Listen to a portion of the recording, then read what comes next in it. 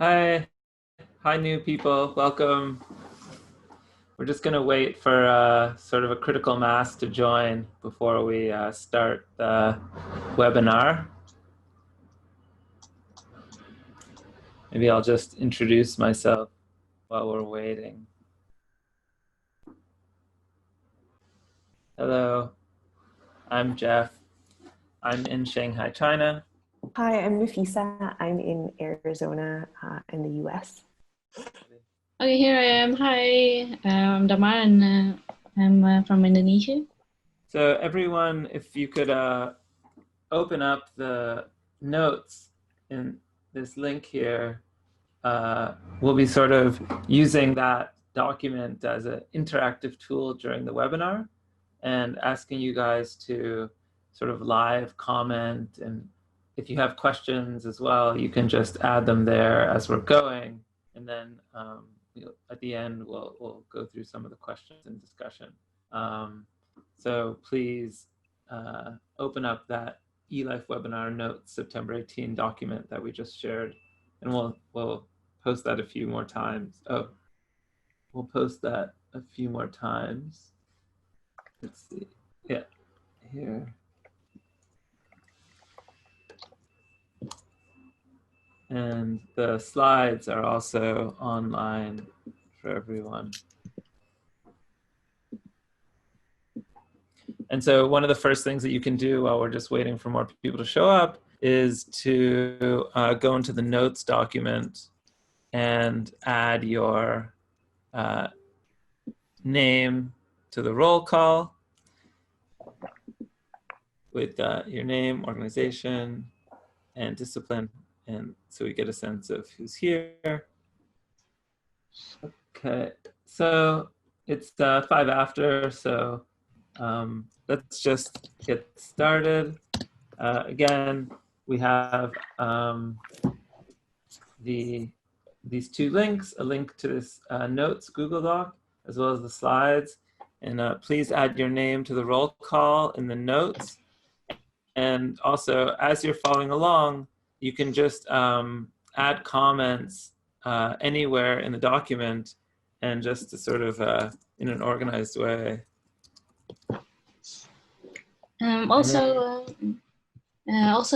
Please make sure you're logged in with one of the desktop versions of Zoom or on your phone, so that you can join the breakout sessions and polls that we will have later on. Okay, Damar, why don't you take it away? Okay, so let's start. First, let's introduce ourselves. Maybe you want to show a short video, our video for a while. So, hi everyone, I'm Damar. Together with Nafisa and Jeff, I'll be facilitating today's webinar. I'm currently a medical student at the University of Indonesia and also a researcher at the Indonesian Medical Education and Research Institute, working on the neuromechanisms of movement. And next we have Jeff. Are you showing yourself, Jeff? I'm here, yeah. So I'm a assistant professor of neuroscience at New York University in Shanghai, and I work on behavioral neuroscience. We're actually all neuroscientists today, strangely enough.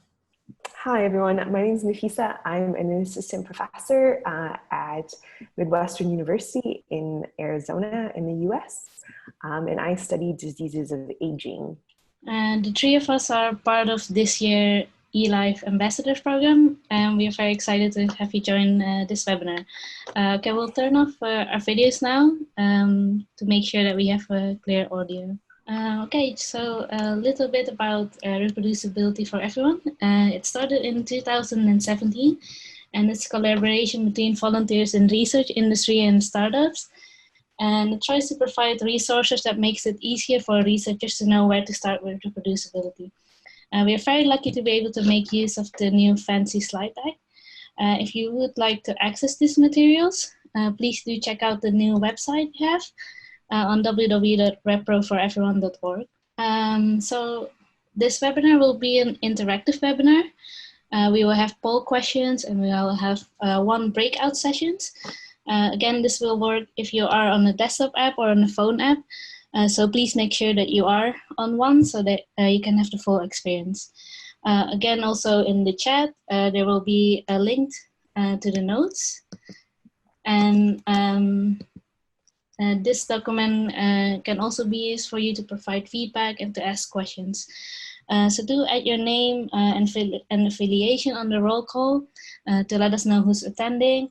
And if you have a question throughout the presentation, you can add it to the document. And if you identify a common question, add a +1. If you like a question that someone else asked. And later on in the breakout sessions, you can record your team's responses to the case study. Okay, so give a broad overview on reproducibility, but if you know more, please feel free to contribute and improve on it in the future. So the first question we would like you to think about is, why does reproducibility matter to you? To get everyone involved, Jeff is going to pull up a poll question, and we'd like you to think about whether you ever had problems reproducing your own or someone else's research. Okay, so I hope everyone can see the polls now. We'll give you a few seconds to answer. I guess you can see the results. Almost half of the people had problems in reproducing someone else's research, or both their own and someone else's research. And one person never had any problems reproducing or replicating results. We have several goals and objectives of this webinar. First, we're going to talk about what reproducibility is and the reproducibility framework. We are also going to share some tools that you can use to make your research more reproducible. And we want to emphasize that reproducibility is the starting point of a lifelong journey. It is not possible to make your entire research reproducible in one go, but it is something to work on bit by bit. And we hope with time you'll have a wider toolkit of reproducible research skills. So what does reproducibility mean? What are we saying when we are talking about the term reproducibility? It turns out in different fields, the term reproducibility and repeatability could mean slightly different things. And these terms are often used interchangeably. Reproducibility is often used as a term for being able to repeat another researcher's work.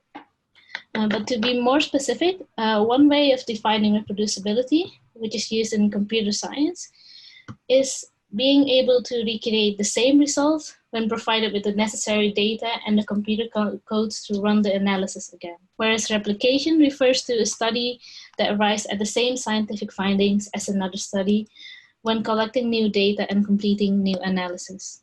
So when arriving at the same findings, using the same experimental system and same methods, we can call it reproducible. But when another researcher uses the same methods with a different experimental system, we can call it replicable. And when different methods are used with the same experimental system, it is robust. And when a different method and different experimental system is used, we can call it generalizable. What we aim for is, of course, robustness and hopefully replicability. But as a researcher, the minimum standard is that you, as the original author, can reproduce your results. Only if you can reproduce your own results can other people build on it. All the tools we present is for you as a researcher to become more reproducible in your own work. The next question we might ask is reproducibility all that matters?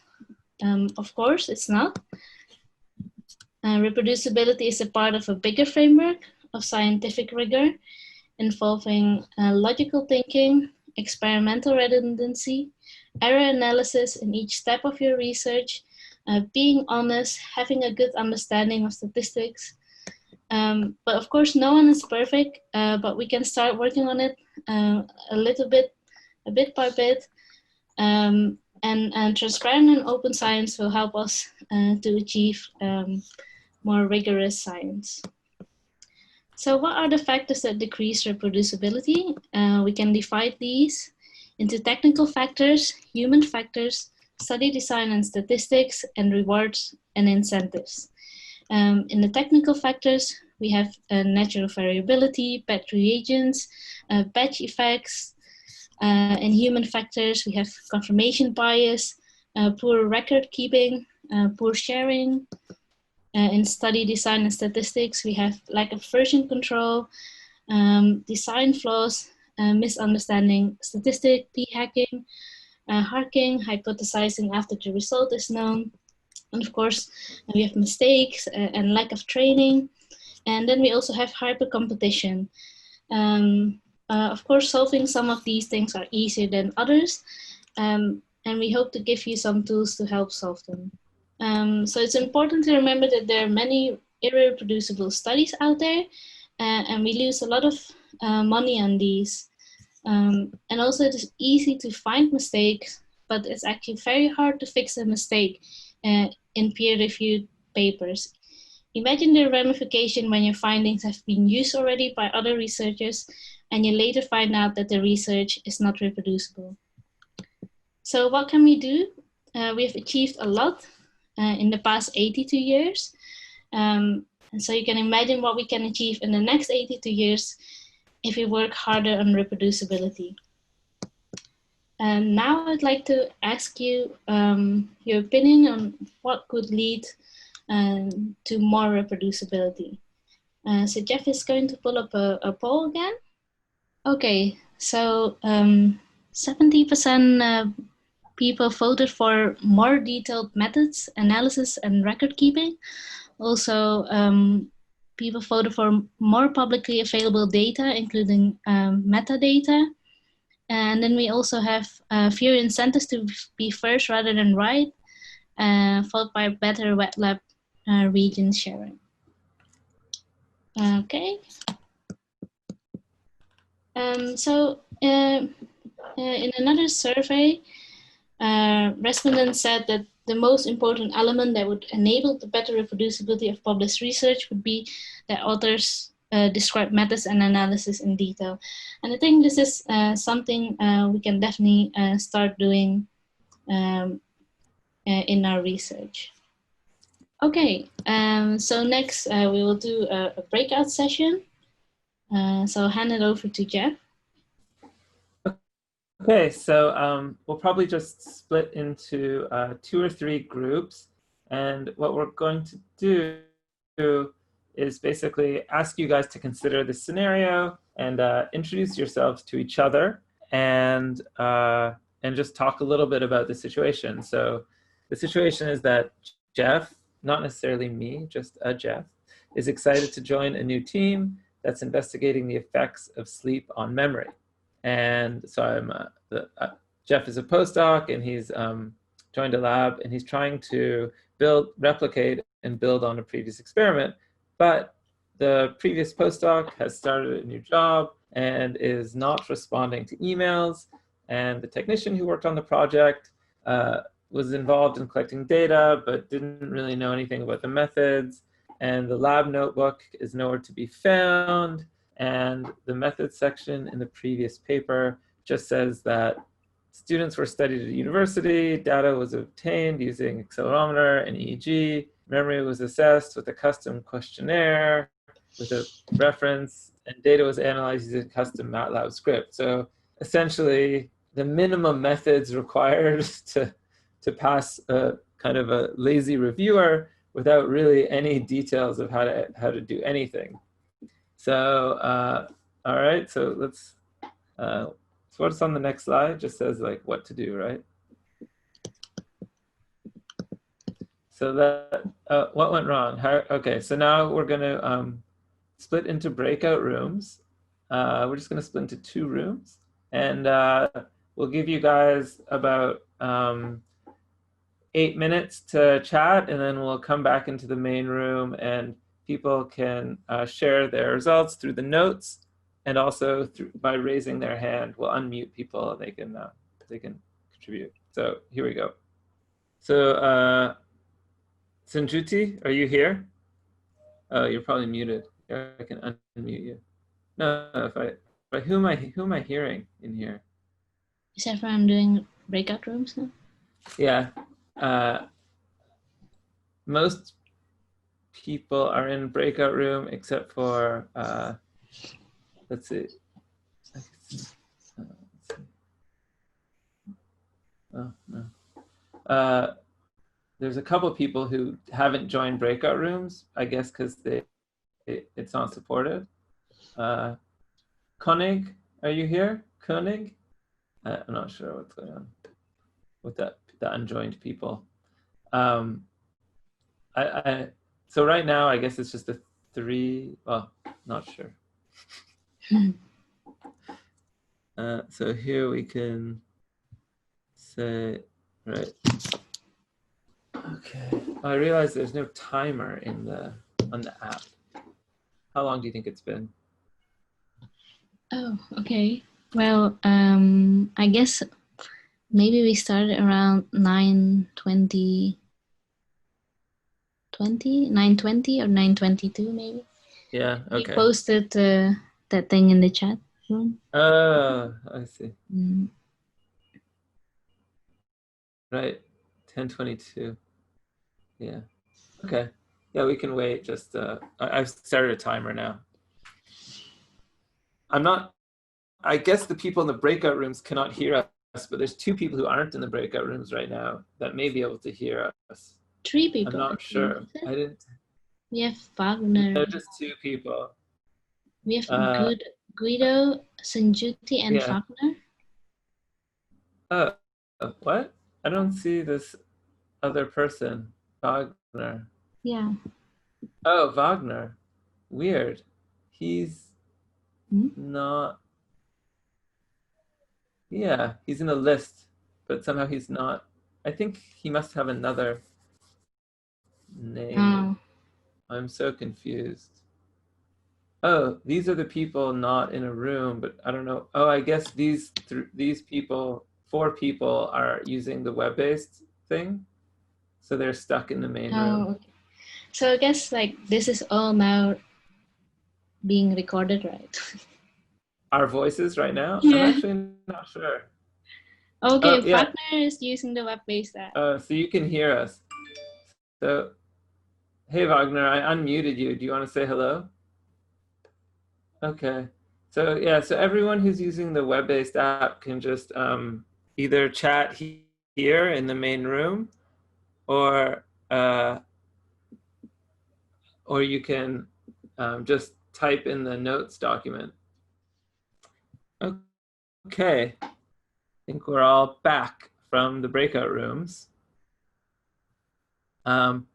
So does anyone want to share their some thoughts from the group? You can raise a hand and I can unmute you, or write something in the chat window and then I can unmute. I guess I could just unmute people. All right, everyone is unmuted.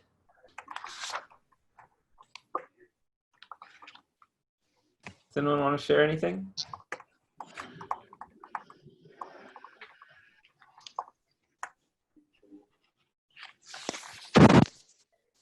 Well, we have some things in the notes here.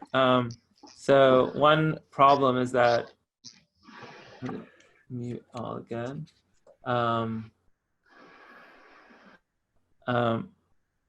That Jeff doesn't know the population that was the subject of study, right? Like he doesn't even know, right? Is it undergrads? Is it general population? Is it a certain age group? Is it a certain, it doesn't seem to be documented. Oh no, it does say students at the university. Oh, that's actually in the methods, but it could be, all male students, female students, certain major. It's not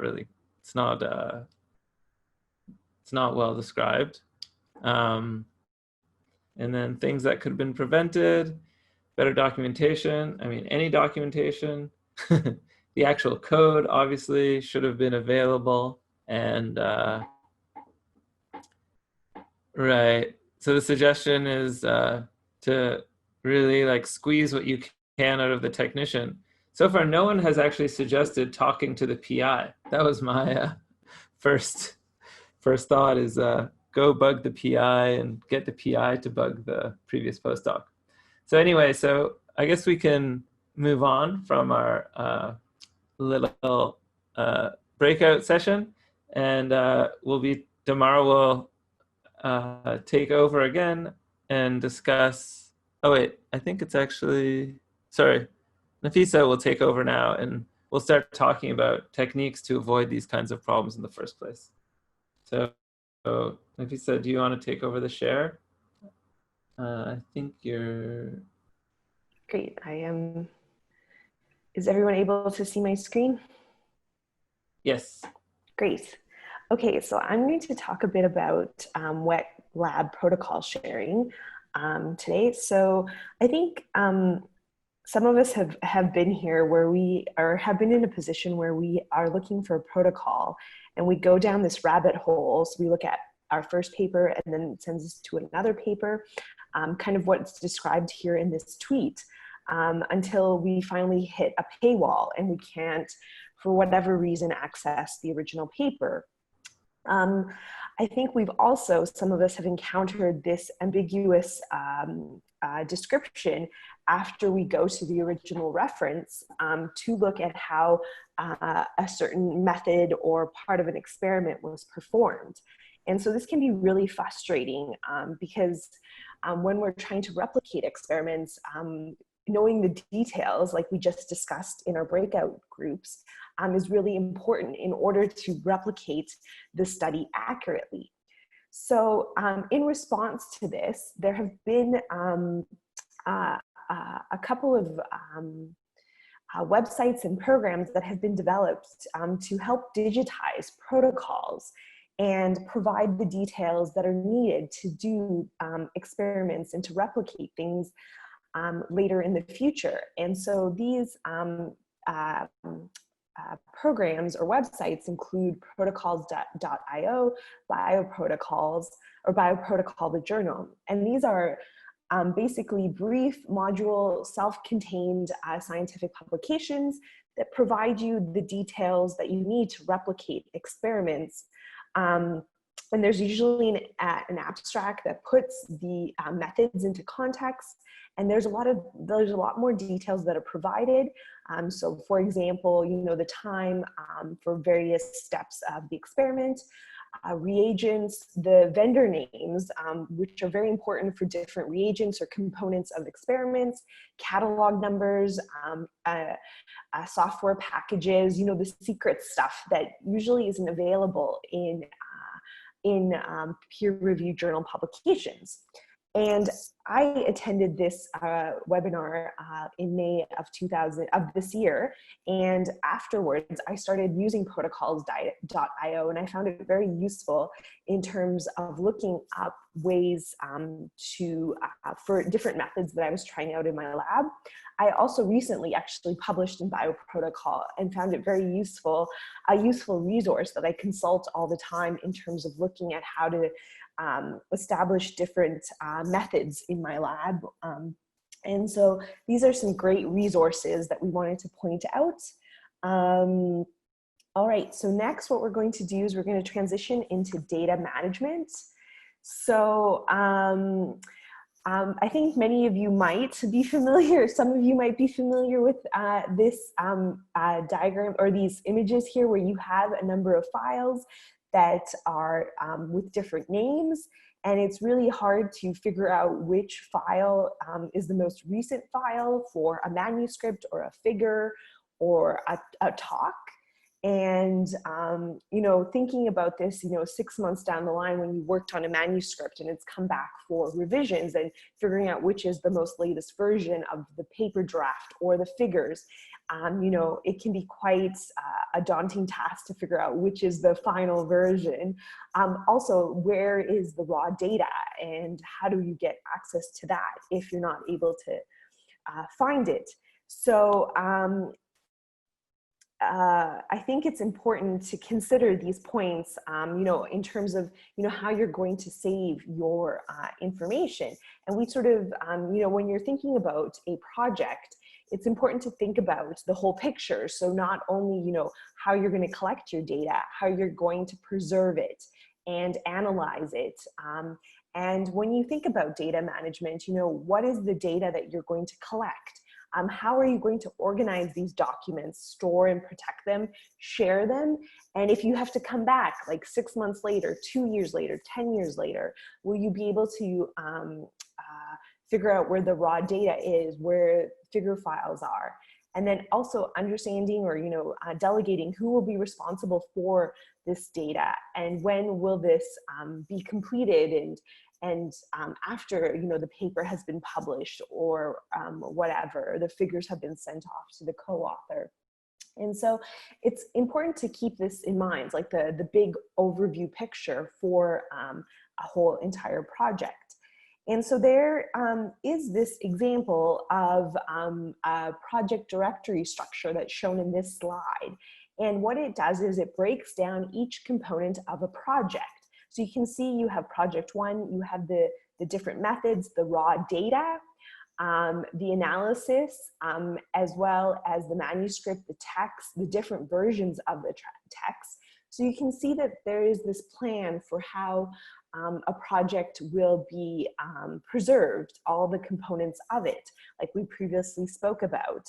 And this is, sort of just an example of how things can be laid out, so that you are able to access this information at a later time point, and it be very clear, where the raw data is, where the manuscript text is, or the analysis that you conducted. And, like we discussed in our breakout groups, Jeff was facing a lot of problems in terms of finding, what was the subject population for the study. Were they undergrads, were they grads, were they, staff at the university? Who was the population? And so having this organized structure, or having some sort of structure in saving your data, may help in the future when you're trying to replicate studies within the same group. And so some important things to keep in mind are, always keeping the raw data. And then another point is, backing up your data. It's recommended that there are 3 unique locations where you back up your data. So something like a cloud based backup, a server, and a personal drive, so that you never lose things. Yeah.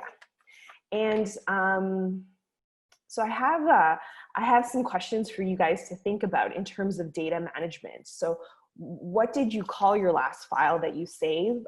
Where can you and other people find it from six months from now? And do you have a sustainable plan? So these are all important questions to keep in mind, in the present and in the future, for future projects as well. Trying to think about the big picture, and not just the day-to-day. So if you wanted to access these files 6 months, 2 years from now, would you know where you save them?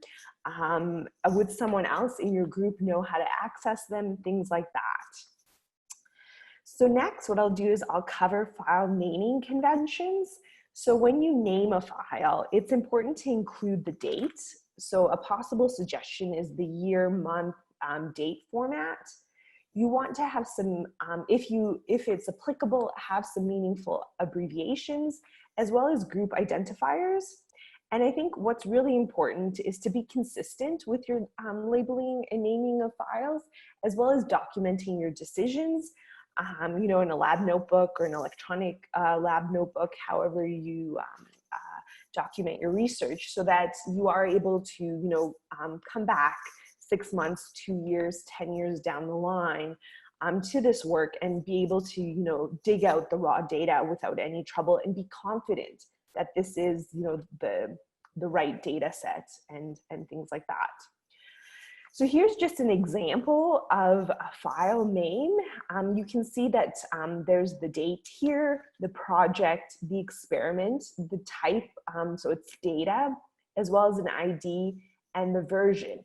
So the main point here that I want to make is that the name is very specific. It has all of the information that we discussed before. And when you come back to this, you'll be able to know what it specifically is.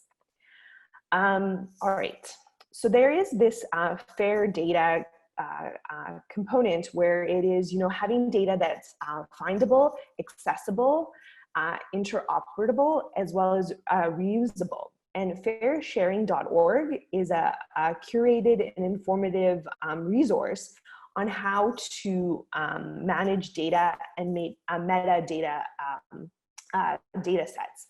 So the link for this website is just at the bottom of the slide, and it'd be something I'd recommend to consult if you're looking to implement this in your research.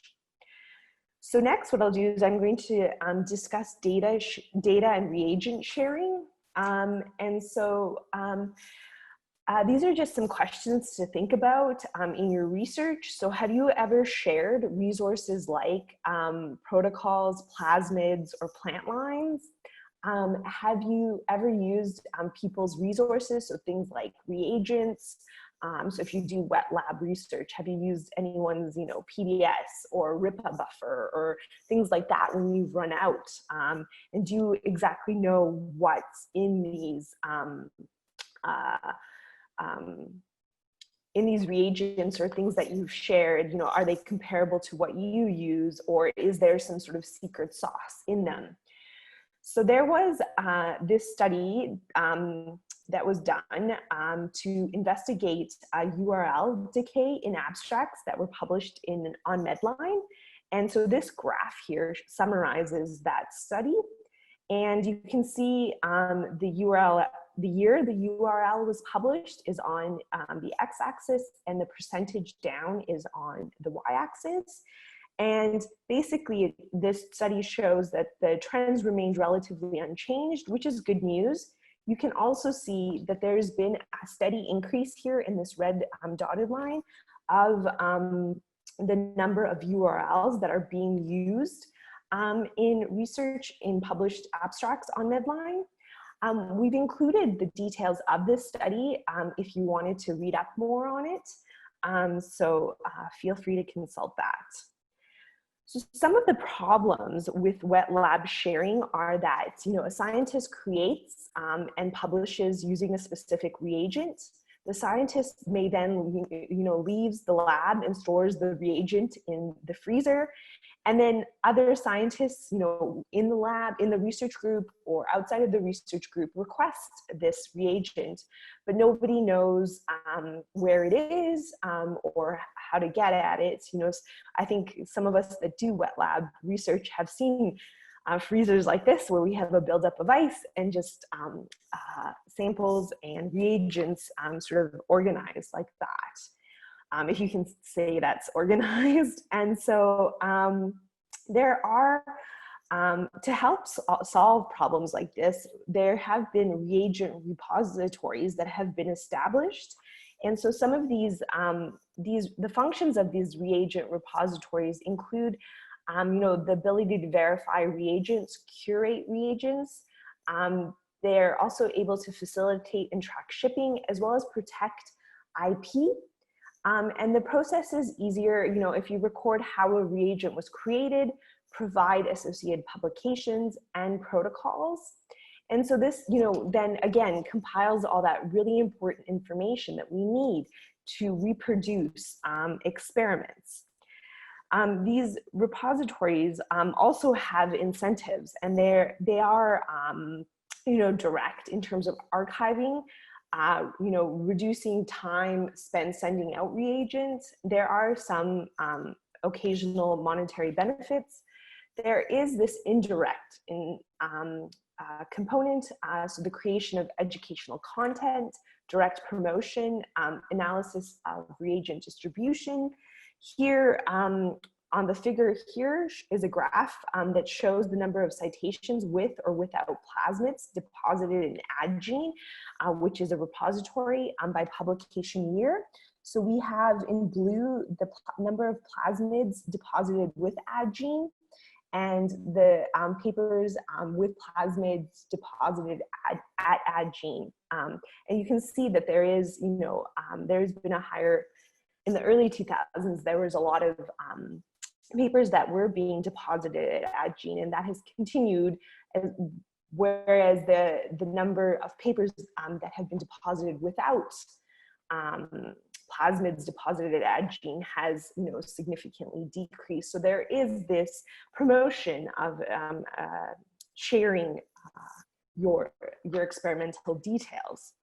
And so here are some examples of repositories. So we've already talked about AdGene, so a plasmid repository. There's also these other repositories that can be used in order, depending on your research and your experimental design, and what model systems you need. There are other repositories that can be consulted. So in terms of what to share, data and code is necessary to validate findings and reproduce results, like we discussed in our breakout sessions. And it might be important in terms of for other research as well as policymakers. And especially if it's very unique code that cannot be regenerated. Why do people share? Some funding agencies as well as publishers mandate this, and it preserves, the long-term access to data. And how to share this data using, it's often recommended to use open and non-proprietary file formats, create and share documents that facilitate the reuse of those documents, and including data citations is really important, as well as creating a rich metadata, so description of the data.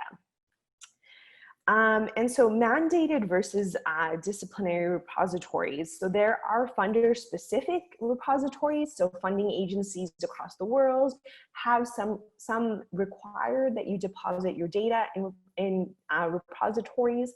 There are also institutional repositories. And so it's good to investigate and figure out what would be the most applicable repository for your research.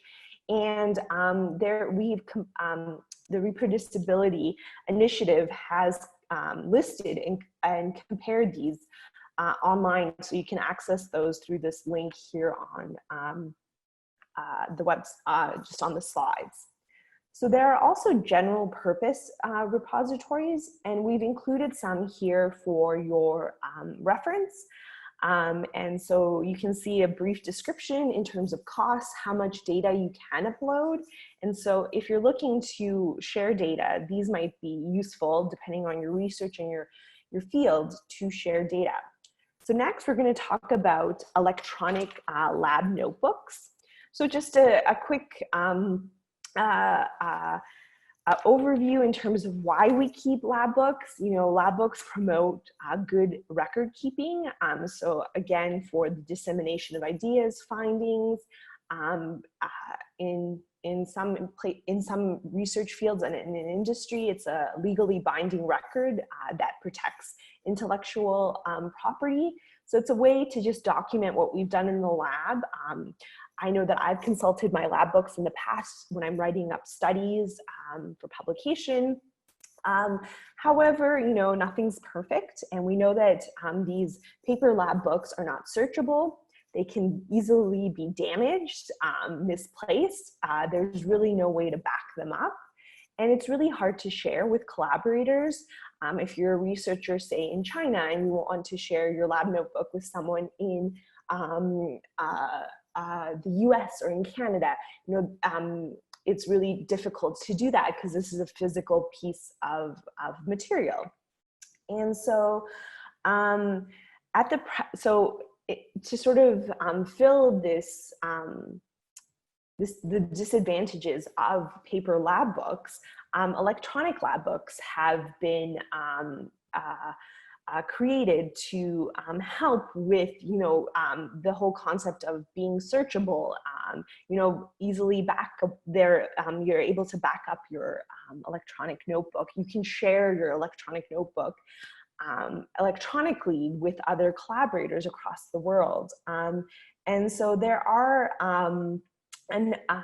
a number of different types of electronic notebooks available. There are options that you pay for, a subscription to a lab book, a notebook, and there are free versions.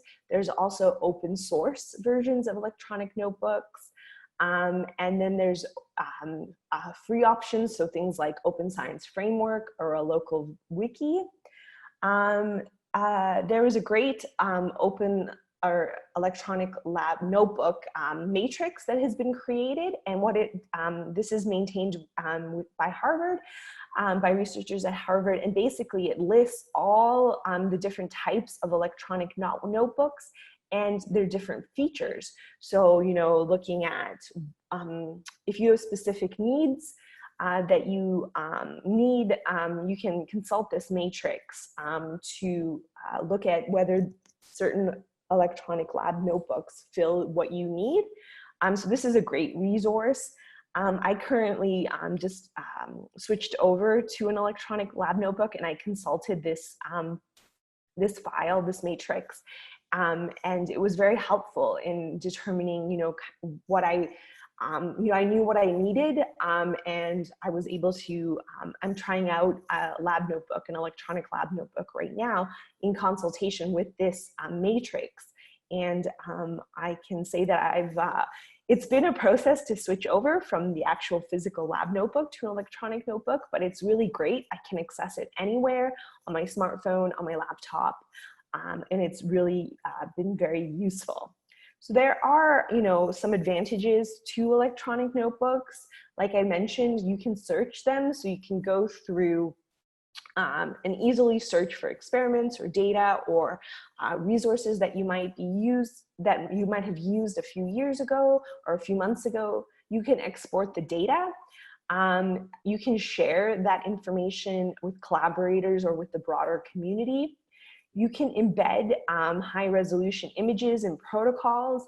I have found this particularly useful. I'm doing some protein expression studies in tissue, and so I've uploaded images from experiments, trial experiments. So it's been really great to consult those images when designing other experiments and not, have to shuffle through files on my desktop with my lab notebook. So it's been great. You can access your electronic lab notebook globally. Just all you really need is an internet connection. Some lab notebooks have a mobile app, which allows you to, upload data or information really quickly if you need to. So there are several advantages to an electronic notebook. And the basic features are outlined here. So this is lab archives, but you can see just as an example of what an electronic lab notebook can look like. You have data shared, so with authorized personnel. So if you're a supervisor or you're a lab manager, you can share certain projects with different members of the group. You can organize your experiments and notes over here on the left. You can have images, upload images to your lab notebook and label them and refer to them. You can, each data entry is dated, so when you did this experiment. You can print, share, export your data. You can also search by keywords and by date, so that makes it a lot easier, depending on your research, to find previous work. And so general tips on electronic record keeping, include, backing up regularly. We've talked about this before. Maintaining a physical observation notebook in parallel. Mobile apps provide that added portability when you're in the lab. If you're using a free electronic lab notebook, you want to check the privacy and data ownership policies.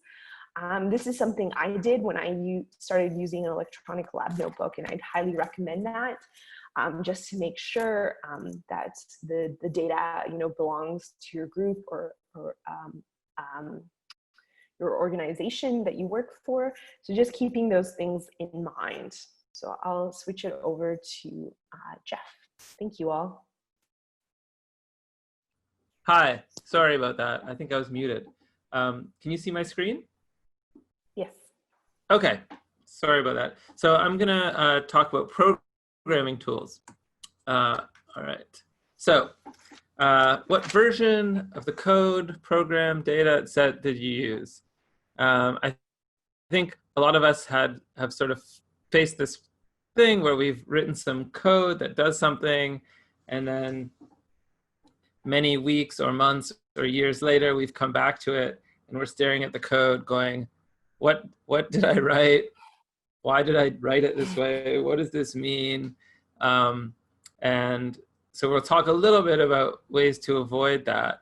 And there's some really super useful links here, especially this carpentries.org. It's the idea of like, it's data carpentry. It's like when you're a carpenter, you have to plan out all your cuts and everything you do when you're building something. And so it's kind of taking a lot of those principles from carpentry and applying them to software development.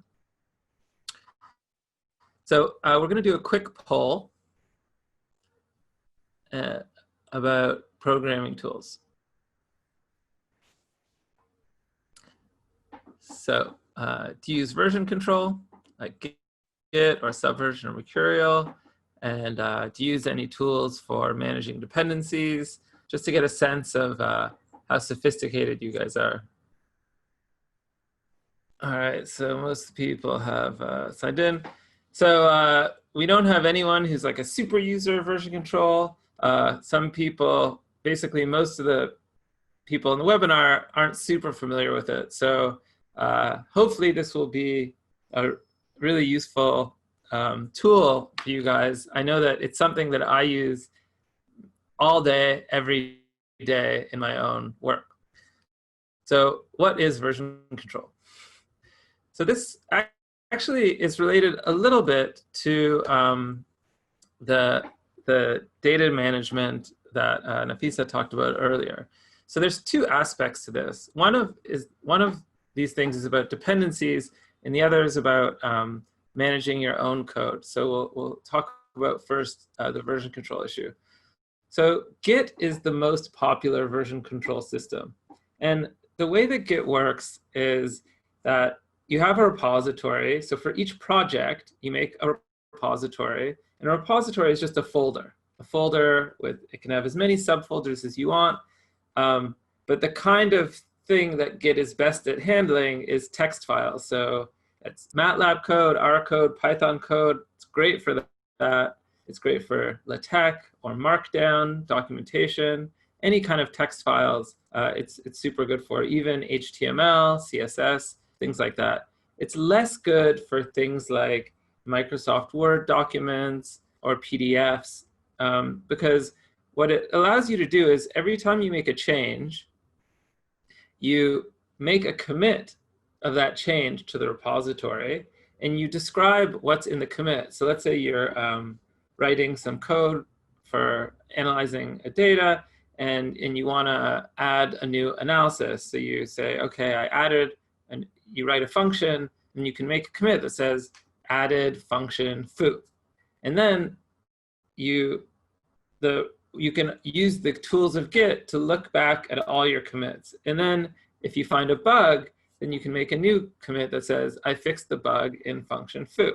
And this allows you to, you don't have to save and resave many versions of your document, like version final, version final, final, version final, final, final, because all of that is managed internally by Git. So you can just make the changes and commit them, feeling confident that Git is keeping track of the older versions in a way that will make it relatively easy for you to find.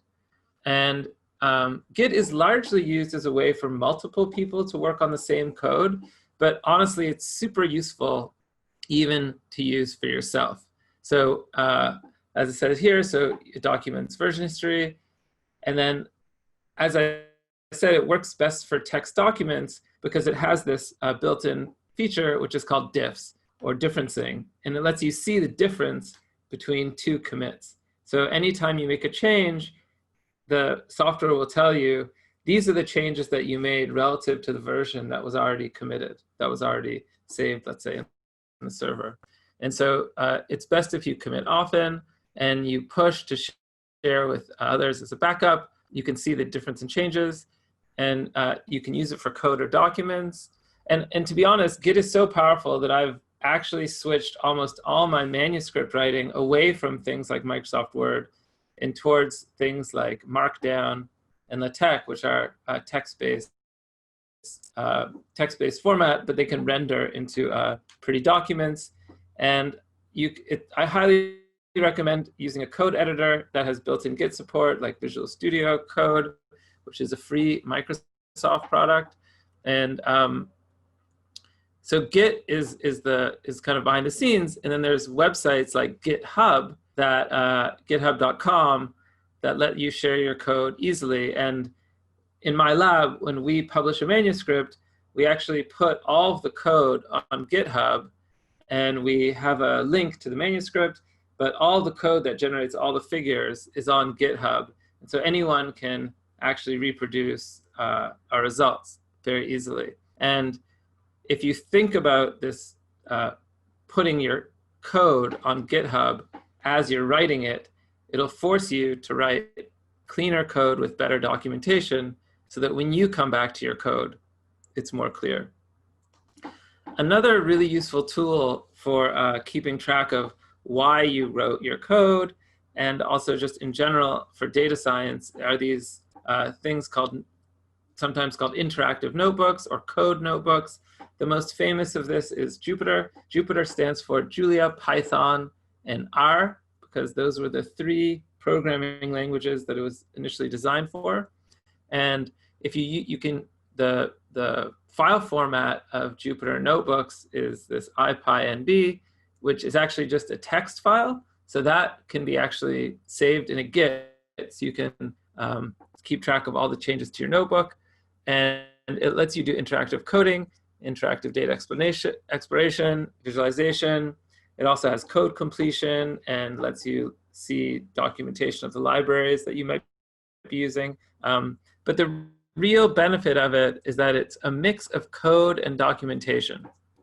And it can act as a living version of a manuscript, which you can then relatively easily translate into a publishable document. And in fact, eLife now supports this reproducible document format, which you can actually write your manuscript as an IPython notebook, a Jupyter notebook, and export it to that format, and they can publish it as a live document. So there's also a bunch of websites that allow you to share these notebooks. So nbviewer.jupyter.org. There's also a lot of extensions, and you can also run it remotely on a server. So this is what this is Jupyter Lab. It's one of the ways to kind of use a Jupyter notebook. So you can see there's different tabs. The first tab is this IPyNB file, lorenz.ipynb. And you can see that there's nicely formatted text with math. So it supports math formulas and Greek letters. And then you have your code. And so you can sort of much more easily see what's going on. And in this lab, you can even create these interactive plots in the output view where you can change a slider and see the results. This is Visual Studio Code. So this is something that I just wrote up as an example. So you can see on the left, you have all your variables. And then in the Visual Studio Code, you make these little cells, and it's rendered on the right side. So I write that I'm gonna, before we run some code, need to import the modules, and that gets rendered here as text. And then you can see this code here, and you can fold it, and the plots also show up here. So it's this very nice way to do interactive coding, and you can even debug each code chunk, which is called a cell here. So I highly, highly recommend Visual Studio Codes for this kind of interactive coding and code notebook. Another option is R Markdown. If people use R, this is an R Markdown document that I created for a class. And this code that's on the left gets rendered as this very nice looking thing on the right. So you get your title, the code is in this different font, and then you can embed the plots. And so it's much easier to read something like this than pure code, but it's also much more transparent than a manuscript that has the code hidden or it doesn't include any code at all. So that addresses one set of programming tools, that is like how to better document and manage your own code. But another issue is this dependency dilemma. So I don't know if this has happened to you guys, but it's definitely happened to me, where I write some code and then a few years later, I try to rerun it and it doesn't run anymore because I wrote the code for, let's say, MATLAB version R 2014, and now it's 2017, and I don't have MATLAB 2014, and the things have changed since then, and now I have to go through and find all the changes that need to change.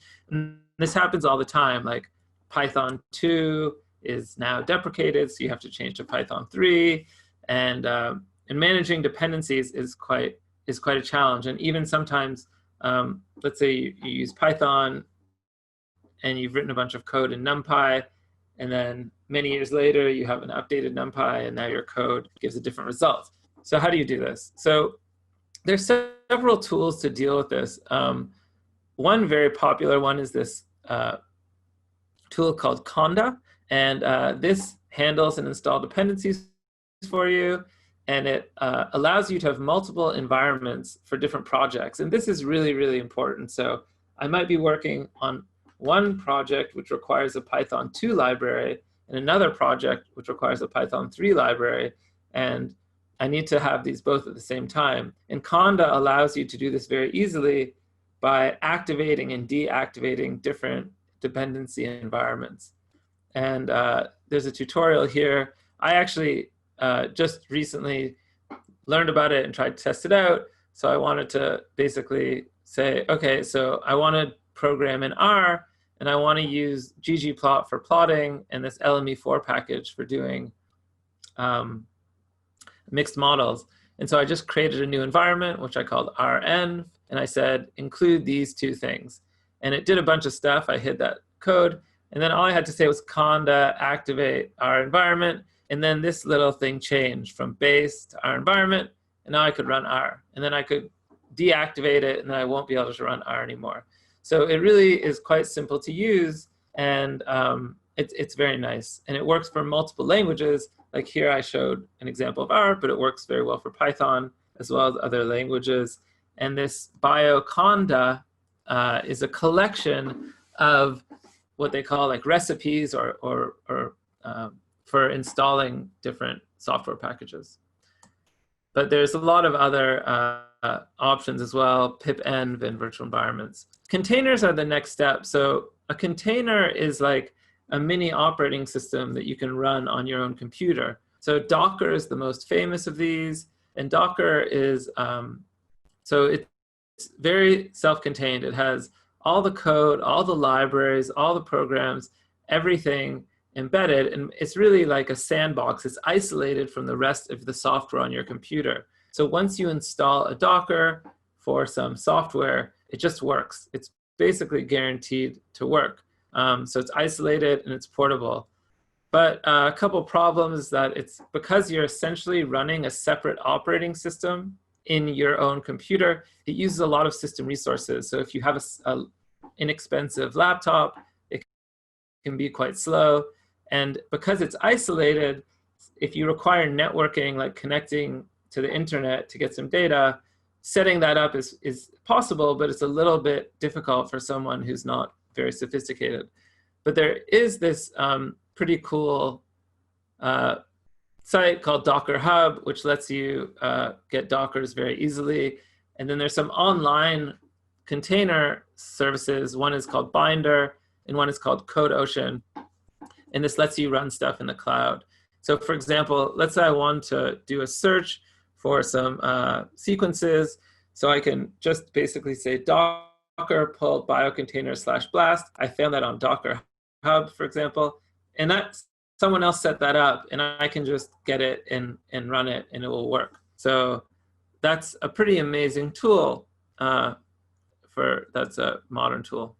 And so now I'm going to pass on the presentation back to Damar.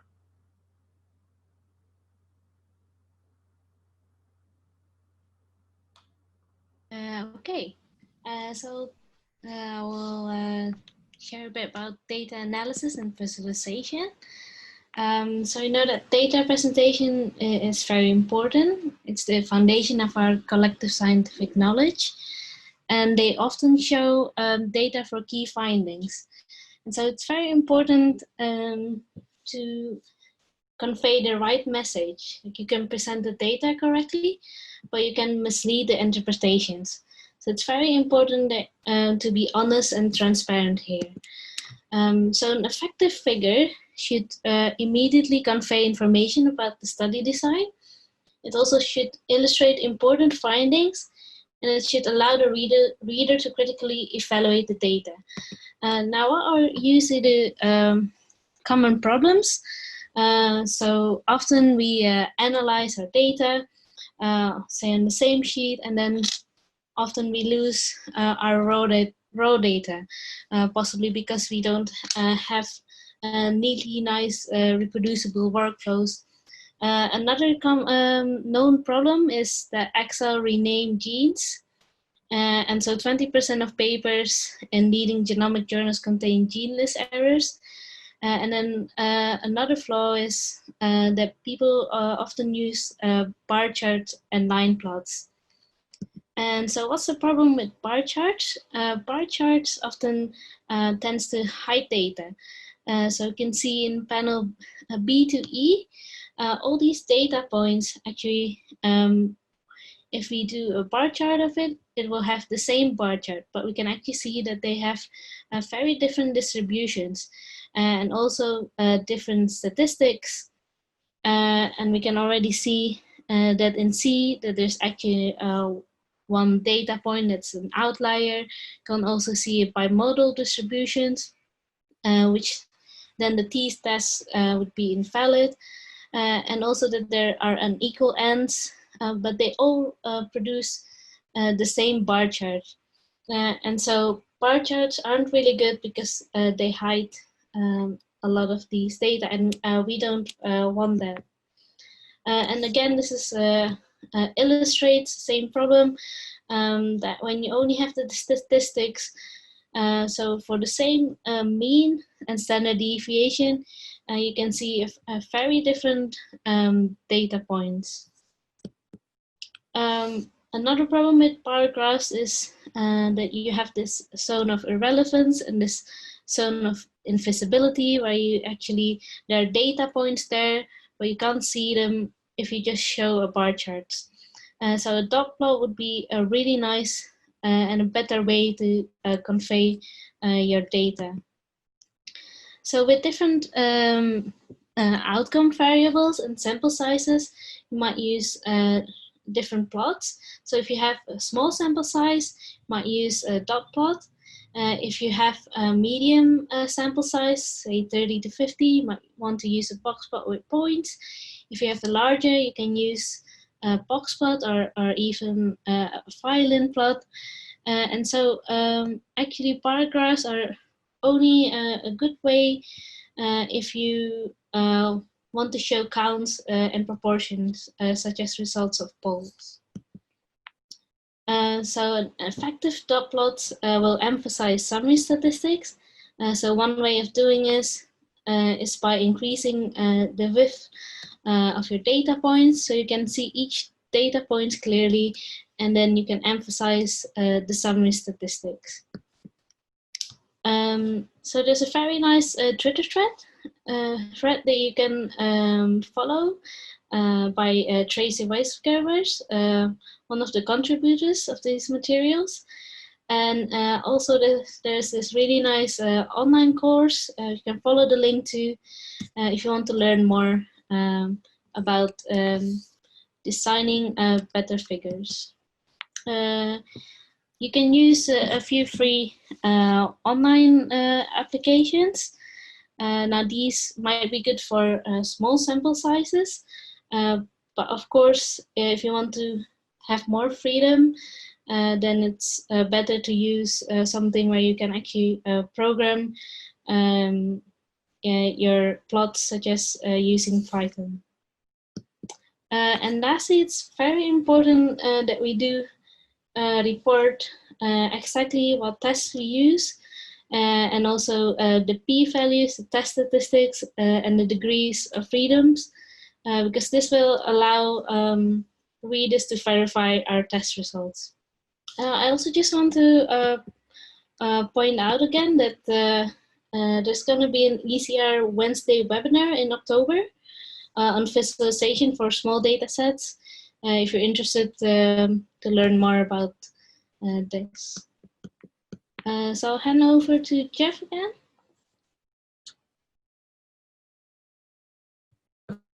Okay.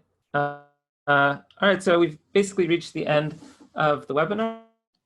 So in summary, we have introduced you to a lot of reproducible research practices, which should enable to organize your experiments productively, accurately analyze results, share results with yourself and future researchers, and techniques through repositories like Protocols.io and reagents, and generally and accelerate science. And we know we covered a lot of things, and each thing was very shallow, but we hope that it was enough of an introduction that you can essentially follow the links that we've shared to get a deeper understanding of each of these tools. And we would really appreciate it if you could fill out the post-webinar survey and give us any feedback in terms of, like, was the webinar what you expected? Were you expecting something else? Would you want to hear more or less about certain things? And you know, we're we are always looking to improve these forums, and we really appreciate all of your participation. And I think so now we can, there have been some questions. We can have a bit of a question and answer period. So if anyone, okay, so Mariam has a question, so I'm going to unmute her. And okay, I wrote it down. Okay, so well, you wrote down some questions. Yeah, the ones that you've been writing answers to. Yeah, so, sure. Yeah. So I think I think the last question is a really good one, which is like, okay. She asks, do you keep a lab notebook for other commands you run? Like sometimes you run a shell script and you write it once, and then you have to run it again a week later, and you can't remember what you wrote, and it takes you a long time to figure it out again. So there's a couple ways that I really recommend saving these things. One is just keep one Git repository that's kind of a private thing where you can just save all sorts of random things. But the other thing which is really useful is on GitHub, there's a thing called gists. So it's at gist.github.com, gist.github.com. I think that's the, and this is made exactly for this kind of thing. It's like, if you want to remember some code, it's too small to like create its own repository, but it's just like a little snippet that you want to remember for future.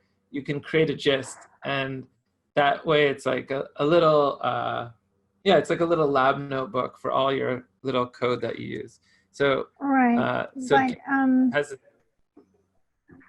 sorry, my question goes a bit more like I do save these commands, but what I do is just like I have my Sublime text. I just kind of copy everything I do, but it's like these commands go in between steps of analysis. So say you have a notebook for section 1 of your analysis, then you have to reformat your data somehow. Then you use bash shell command to do that, right. And then go on to the second section of your analysis, which has another notebook associated with it because it uses other tools, whatever. Okay. And so, like, to make it like fully reproducible workflow from beginning to end, it usually like needs like comments for several languages and stuff. Right. So Okay. I don't know if you get okay. the Yes, point. now I understand what you mean. Yeah. So I would definitely, I think there's two options here. The easiest thing to do is that you should have a README which describes all the steps. Like step 1, run this bash script, it will do this. Step 2, run this Python file to do this. Then step 3, run this shell script, blah, blah. So you can just in a README write everything out. The other thing which I find useful is to create a kind of like a master shell script. And then that shell script can actually call all the other code in order. So if you just wanted to like reproduce everything, you'd call that file, but then and that's documented. And so that would give you a list of the order in which to call, let's say, a combination of shell script, Python, shell script, R, etc. Is that Okay. helpful? Yeah. Thanks. So I think that's the suggestion. The other thing that Mariam asked was, should we trust GitHub now that Microsoft owns it? And I posted some links. I think it's a fair question. I feel like for us as scientists, this is less of a fear because most of us actually, if you don't own our own intellectual property, if we work on, let's say, university network, the university owns our IP. But if you're, let's say, an entrepreneur and you want to like start your own software company, then you might be more concerned about using GitHub because you wonder, is Microsoft going to take your IP? So I would just read the fine print of their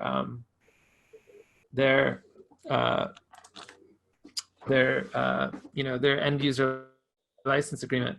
The one thing I can suggest is that there's a software called GitLab, which you can run on your own server, and it gives you essentially all the features of GitHub, but you own all the data because you're running it yourself. So you can I can put a little bit more info about that if people are interested.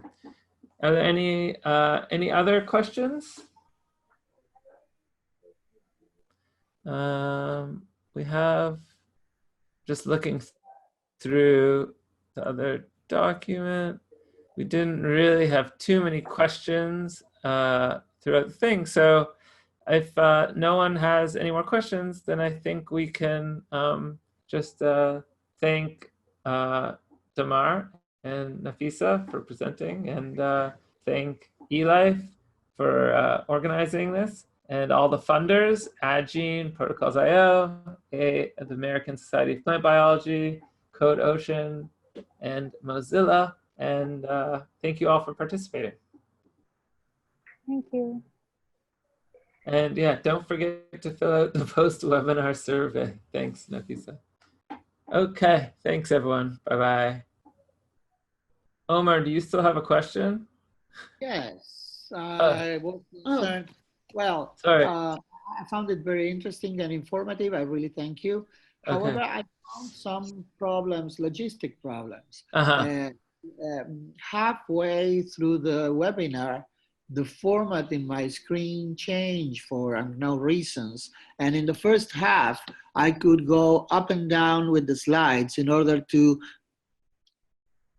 pay a couple of seconds of attention to the previous slide in order to come back, or just pick on the next one in order to follow how the speech was flowing. And then I changed to a very different one in which I could not move anything. I was just an invited speaker to something, and I was tied to my chair. The advantage of the second format was the fact that I could raise my hand.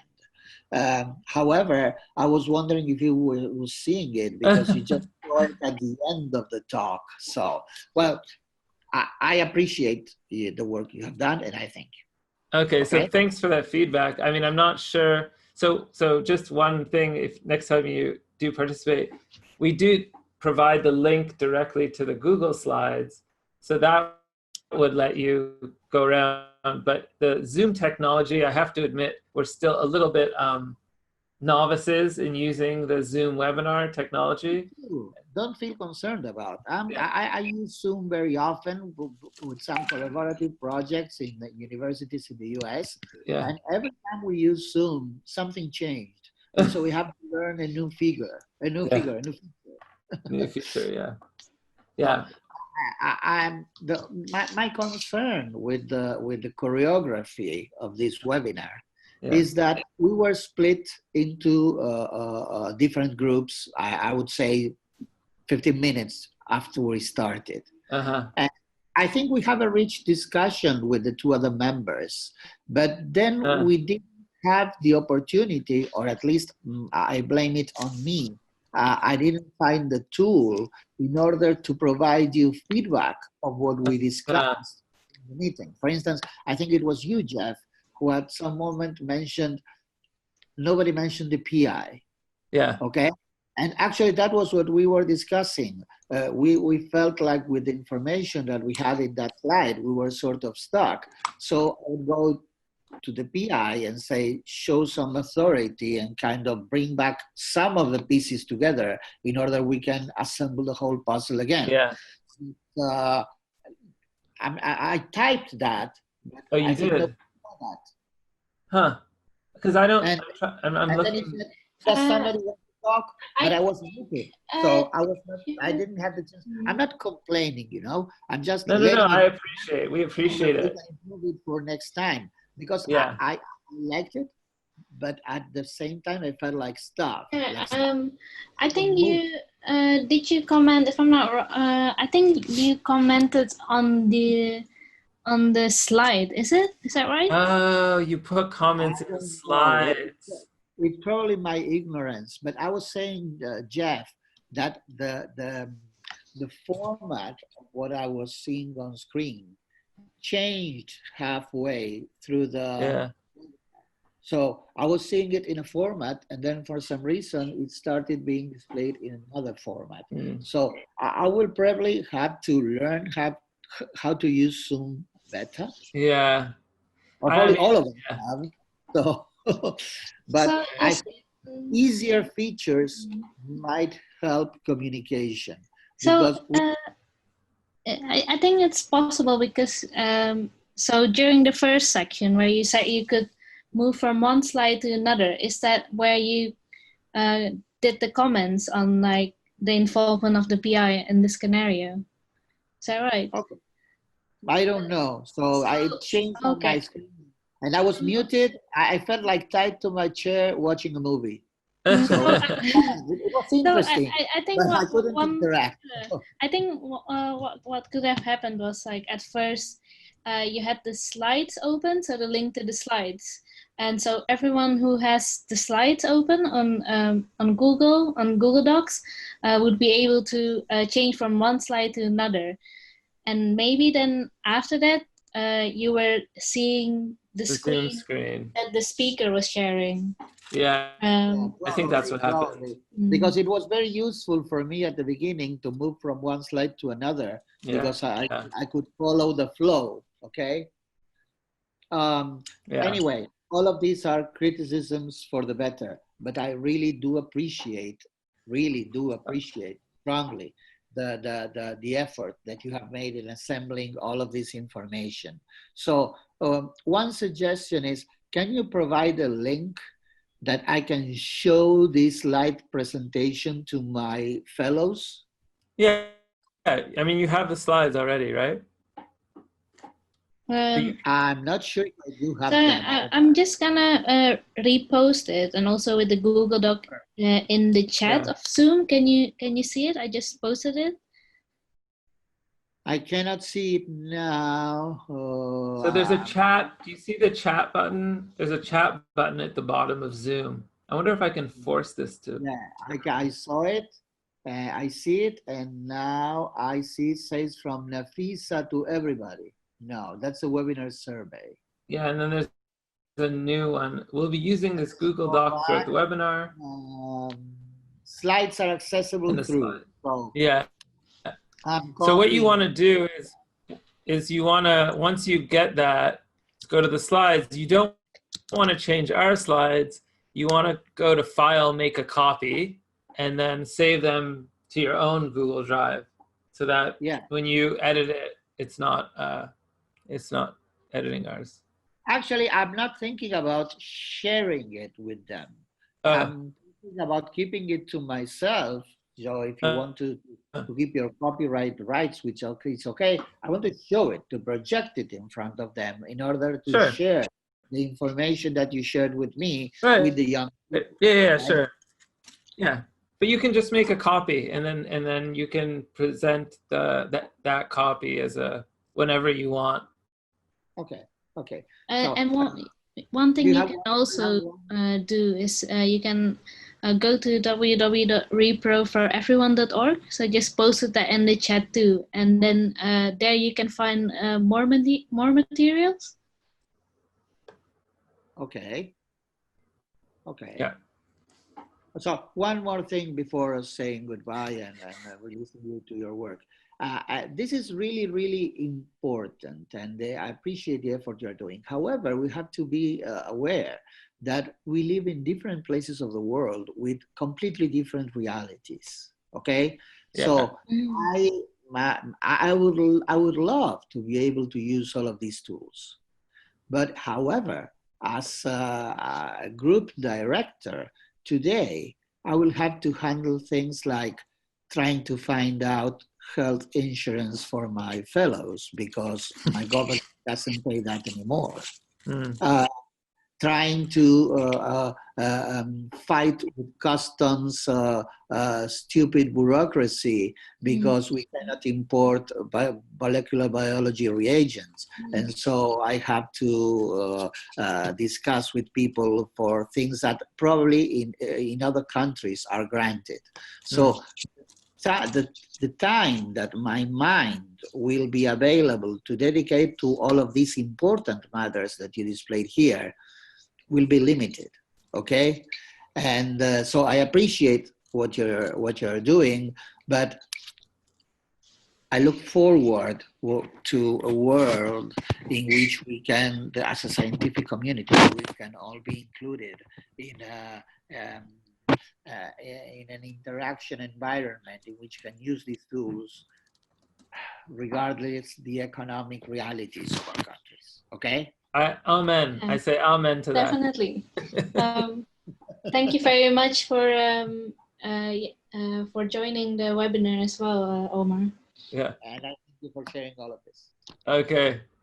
Good morning and good night. Good morning, good night, whatever. Okay. Bye-bye. Bye.